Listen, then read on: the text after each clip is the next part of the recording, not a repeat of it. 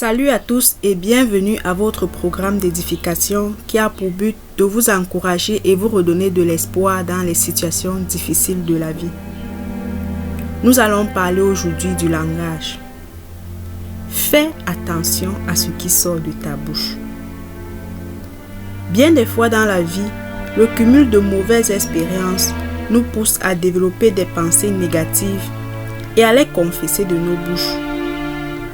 C'est ainsi qu'on peut voir des personnes venant de familles remplies de veufs, de veuves, de divorcés et de célibataires confesser toujours qu'elles ne se marieront jamais. Les personnes issues de parents démunis disent souvent qu'elles ne seront jamais riches. Celles qui n'ont pas encore atteint un niveau d'études élevé pensent que l'école c'est pour les autres. Les personnes ayant connu plusieurs décès successifs dans leur famille pensent généralement qu'elles ne vivront pas longtemps ici-bas. Bref, la plupart des gens ont tendance à prononcer des paroles négatives sur leur propre vie à cause du désespoir.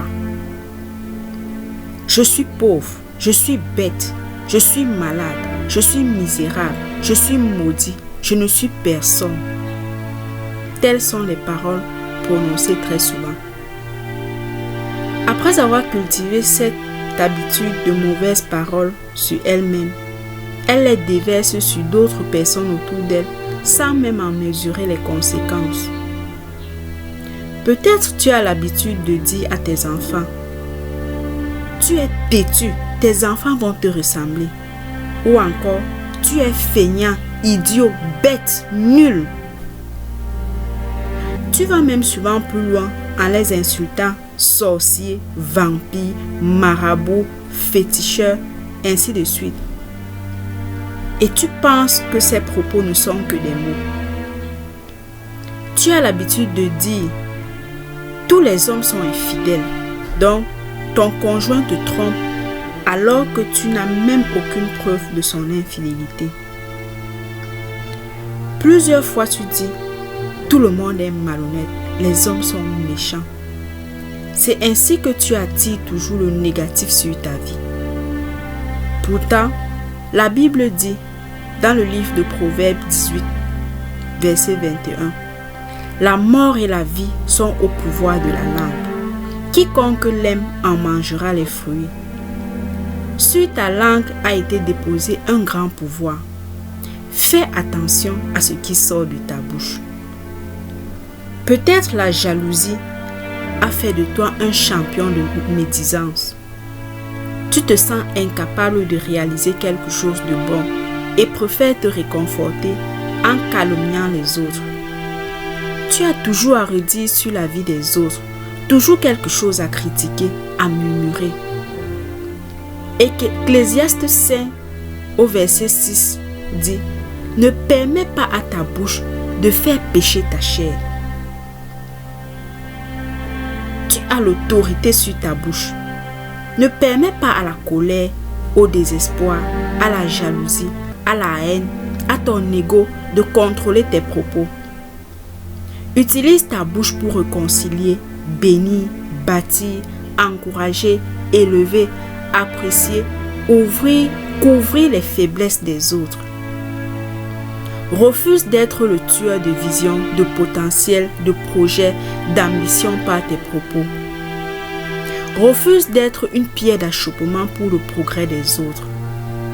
Tu n'es pas toujours obligé d'engager les conversations. Tu n'es pas obligé d'insulter pour te faire respecter.